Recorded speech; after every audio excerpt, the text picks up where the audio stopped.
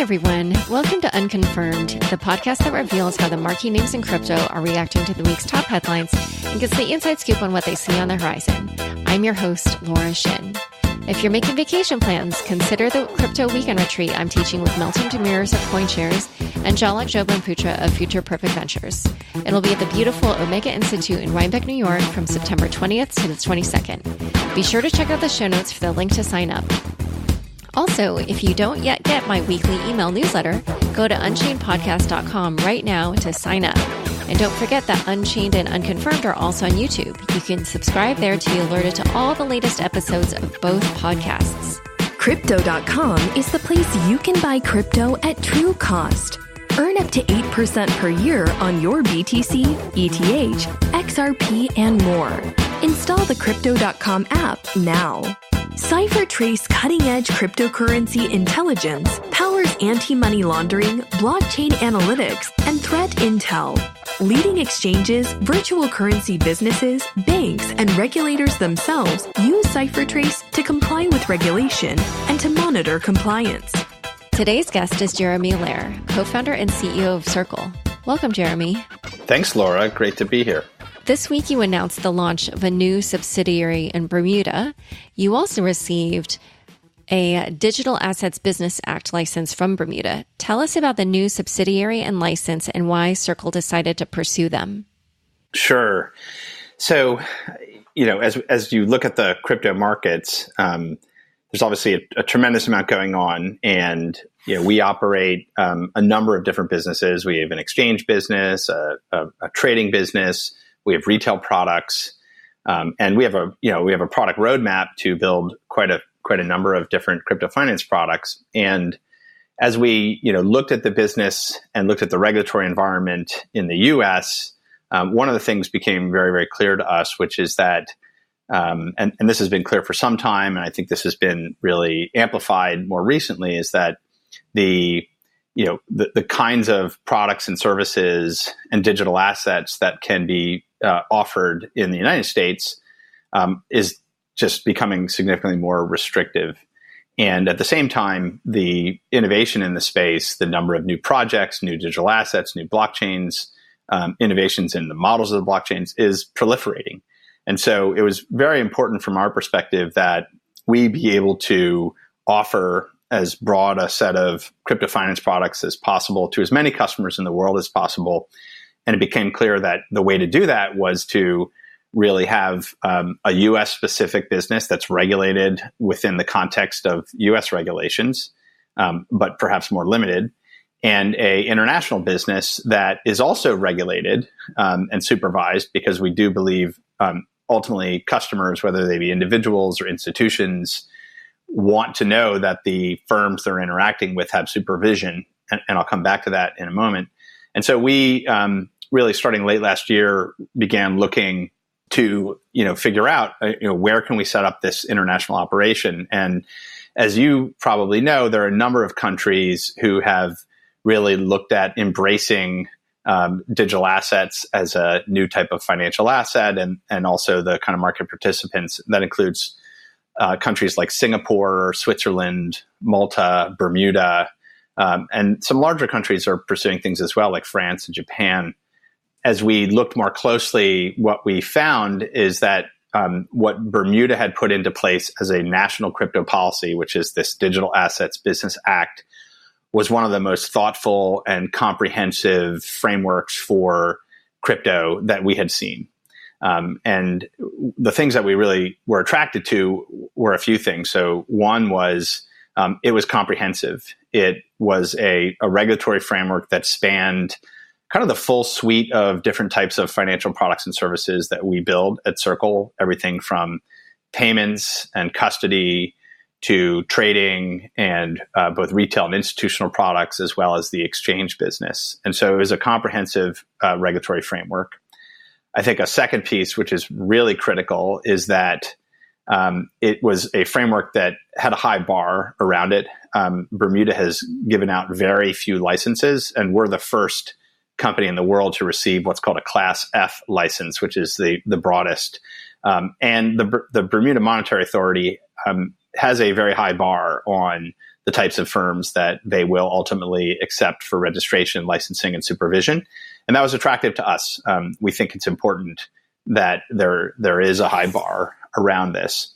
And then most critically is that I think Bermuda has defined digital assets as a new class of financial asset. And rather than just trying to define digital assets in the context of currencies or commodities or securities, or to apply, pre-existing banking and payments law or securities and investments law, they took sort of the core features of their banking and payments laws and securities and investment laws and integrated them into a new framework for digital assets. And this is critical. We think it's critical that digital assets be able to be issued and offered and utilized by people. And they may have financial contract features. They may have utility and commodity features. They may also function as payment tokens and currencies. And that's a good thing, that kind of combination of those. So the framework there really embraced that. And what we found was a government, both on the policymaking side in particular, that wanted to work with this industry, that wanted to, that acknowledged that the technology is moving incredibly fast and that they need to be responsive with policy, and they want to learn along the way as well. And so it's very attractive from all of those perspectives, and that led to a process that has been ongoing for many, many months, and then ultimately receiving the license and announcing the new operation. Wow, there's so much to unpack there. And some of my later questions, we'll get to that. Just one note before my next question for listeners who missed my interview with Gabriel Abed of BIT. We do talk a little bit about Bermuda's friendliness to crypto companies and projects, and Premier David Burt there, who I think really has been the champion of this industry in that country. So, Jeremy, you've expressed frustration in the past with the SEC for not providing enough clarity to the crypto space. And I believe that led you to geofence some assets on Poloniex. So how do you think, in general, lack of clarity around regulation has affected Poloniex's business? Yeah, I mean, I think this is, broadly the case. If you look at the last couple of years, first there was sort of some very broad kind of guidance around, hey, we think almost everything is a security and you should look at the Howey test. And I think what that led to over the course of, a lot of the last couple of years was it put U.S. exchanges and projects as well in a really difficult place with all this uncertainty. Well, where do we fit in that? And can we be competitive? And so, largely what you've seen happen is you've seen market share shift from many U.S.-based players to mostly Asian-based players, and that's very real. And that has happened, and that's incontestable. I think it's also led to, of course, more and more projects having to jump through all kinds of hoops to, domicile in other places, and really, and as we've talked about, I think the U.S. is missing out on a lot of things as a result of that. I think one of the critical things that happened, though, was the more recent April staff guidance from the SEC, which in some ways did provide more clarity, but in our view, it was going in absolutely the opposite, if not wrong direction. It expanded the scope of how digital assets might be deemed securities, and our view, and this has been consistent for a very long time, is that it does not make sense to attempt to fit digital assets into just, are they a security? Are they a commodity? Are they a currency? But it really makes sense to establish a new set of definitions for digital assets. And these digital assets can have features that are securities-like, commodity-like, and currency-like all at the same time or in different contexts. And that's a really powerful thing. And so, that's what we're advocating for. That's what we think is necessary for major nations around the world, is to adopt a national crypto policy that embraces and defines digital assets as a new thing with the appropriate supervision around intermediaries and firms and market participants that's necessary. We're going to discuss more about what crypto regulation in the U.S. should look like, but first, a quick word from the sponsors who make this show possible. Will the world follow France and advocate banning privacy coins? Will government-backed stablecoins become the new fiat? Are distributed and peer-to-peer exchanges just a flash in the pan? The answer is maybe. Virtual currencies can flourish and create a new, private, and more versatile economy. But that grand vision can't happen without keeping crypto clean. And that requires support of governments and accountability for bad actors. Privacy-enhanced compliance using cryptographic controls has the potential to preserve anonymity without compromising legitimate investigations. CipherTrace is working on this vision of the future. Sign up to stay up to date on the Privacy-Enhanced Compliance Initiative and receive authoritative crypto AML reports quarterly. www.ciphertrace.com/keepcryptoclean. Crypto.com is the place you can buy crypto at true cost. You can buy over 40 coins at the lowest possible prices with no fees and no markups. At Crypto.com, we grow your crypto for you too. You can earn up to 8% per year on BTC, ETH, XRP, and more when you deposit in any of the 1-month, 3-month, or flexible terms. Download the Crypto.com app on iOS or Android now. Back to my conversation with Jeremy Allaire of Circle. So something that I was wondering about was that I noticed Poloniex has pretty small market share at this point. 2 years ago, it had about 58% according to the block, and now it's 1%. And I also was checking the Bitwise Bitcoin trade volume site where they rank the different exchanges by real Bitcoin trading volume after weeding out what they believe are fake trades. And there, PolonieX's BTC trading volume for the last 24 hours was about 10 million. And of course, so we know Binance is, the biggest of these, and that was at 500 million. But Coinbase and Kraken were at 200 million and 190 million. And, those companies are kind of dealing with the same types of regulations that Poloniex has been. So why are they not hindered in the same way that Poloniex has been? Yeah. Well, I think a couple things. So the first is, when we acquired Poloniex a year ago, or a little over a year ago, this was a company and an operation and an infrastructure that was that needed, let's just say, an enormous amount of help. The platform was falling over. The infrastructure needed to be completely rebuilt and is continuing to be, completely rebuilt. There were constant, wallet failures, people getting funds stuck. There was a 200,000 ticket backlog of customer support requests. So this was, really, we took over something that to some degree was on life support. But so you paid $400 million for it. So that suggests. So the headline number that was reported, that is never a number that we've ever confirmed. So we've never confirmed what the actual transaction was. That was a rumored number. In any case, at the time, of course, Poloniex has had, a very large customer base. Over the 2014 to 2018, millions of customers have grown to use the product.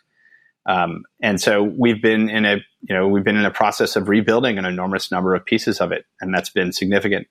Now, one critical thing is that, clearly there are a number of exchanges, including the likes of Kraken and Coinbase and Bitstamp, who have had fiat connectivity into their markets for a very long time.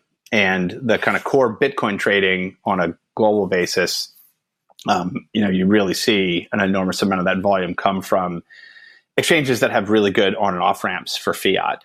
And so that was clearly one of the things that we knew we needed to do. And in fact, just in the last few weeks, we launched direct fiat support with wires from 80 plus countries, with card support from over 50 countries. And so we've literally, been able to put that in place. And we think that's pretty important in growth as well.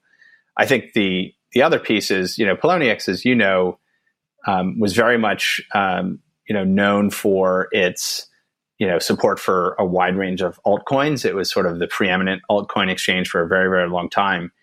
And, two things happened. One is, I think the SEC environment in the US, pretty significantly restricted what we could do in that space. And Asian exchanges surged ahead. And so the altcoin share very much shifted to exchanges that were launching more and more assets constantly. And that certainly has been impactful. I think we do intend to become significantly more competitive in terms of the markets that we support. And our international operations are going to be really critical to that. So those are certainly significant factors.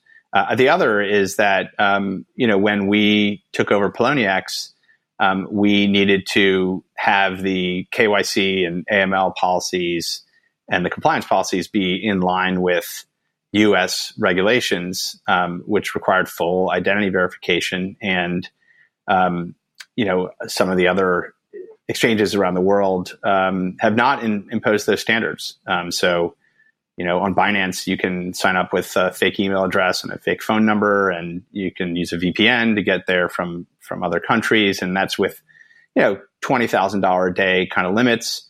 So I think but I was asking about, for Coinbase and Kraken, they have had those policies in place for a long time.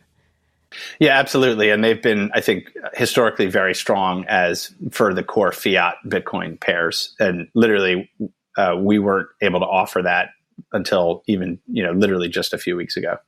Yeah, actually, one other thing I meant to say with that last question was that Bitwise has sponsored my podcast, and Kraken is a sponsor currently. So that's my disclosure. One other thing that I wanted to ask about was, the Poloniex Trollbox was a hugely popular feature, and Polo shut that down in June 2017. And I noticed you guys just revived it, which seems to somewhat indicate that closing it was a mistake. Do you feel like maybe kind of closing down that community was also part of Poloniex's troubles? Yeah, so a few things on that. So obviously, the closing of the Trollbox significantly predated our acquisition. So right. As you note, but what I can tell you is that there was about a 30% decline in usage immediately following the ending of the Trollbox. So it was definitely important. However, it was challenging back then for the company to moderate it and keep up with it. I think ultimately there was a decision that was, do we have the limited resources they had applied to customer support? Did they apply that to customer support, or did they apply that to moderating the Trollbox? It needs moderation. It needs a scalable moderation model because you need to ensure that there isn't market manipulation or other forms of tactics deployed there. So it was also almost without exception the number one feature request from customers after acquiring the company. And so we did ultimately prioritize it, rebuilt it, made it more scalable, built a scalable moderation model. And it also launched once we had what we felt were robust market surveillance capabilities in place on our platform that would make it safe. So there's been a lot of enthusiasm for the return of the Trollbox, and it is highly active these days, which is great. Good luck. I always find forums to be somewhat challenging, but I think if they're well moderated, they're such a wonderful benefit. I frankly love reading online conversations that are well moderated. So I saw that next week you'll be speaking at this Senate hearing titled Examining Regulatory Frameworks for Digital Currencies and Blockchain. What do you plan to say in your testimony?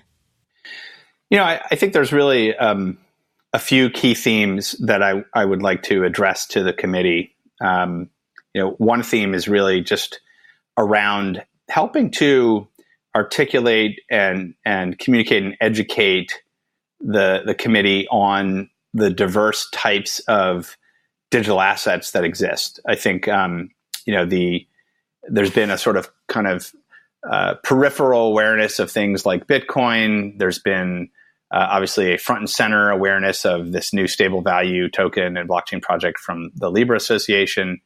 But the I think the policymakers, in particular sitting senators and congresspeople, do not really have a broad understanding of the different types of digital currencies, blockchain platform tokens, stablecoins. So one thing I really want to do is really just help provide a better understanding of all the innovation, how to think about these things, and what are potentially some of the different policy implications of these different types of digital assets. So that's one, I think, significant piece. I think a second is I'd like to paint a picture of what the economic opportunity is from crypto. What does a robust marketplace for digital assets and for innovation in the space look like? And what's at risk for the United States economically and from a financial market perspective if we don't figure out how to get this right and support it. And ultimately, we think it's a competitive issue for any country. I will also speak some very specifically about stablecoins, providing more context on that through our work with Coinbase on the Center Consortium and US Dollar Coin. And then, I think finally, our perspective on the regulatory environment, what we believe is needed from a national crypto policy perspective. And in the context of that, of course, shed some light on some of our decisions around different approaches to how we're going to operate the business, given some of the, I think, limitations in terms of policy in the United States. One last question about your time in Bermuda. Did you enjoy wearing what's called the Bermuda rig? I had to Google this, which was the suit jacket with the shorts and socks. Absolutely. I think they've figured out something there that I think we can all learn from, which is that if you want to dress sharp and it's 90 degrees and humid, there's a way to do that comfortably. And it's great. I'm sold on it. Yeah, I noticed, though, that the rest of your team, they were all in normal suits. I was like, geez, where's the solidarity? Yeah. All right. Well, it's been great having you on the show. Thanks for coming on Unconfirmed. Thank you, Laura. Thanks so much for joining us today. To learn more about the topics we discussed, be sure to check out the links in the show notes of your podcast player. If you enjoyed this podcast, be sure to share the episode on Facebook, Twitter, or LinkedIn. Unconfirmed is produced by me, Laura Shin, with help from Fractal Recording, Anthony Yoon, Daniel Nuss, and Rich Stroffolino. Thanks for listening.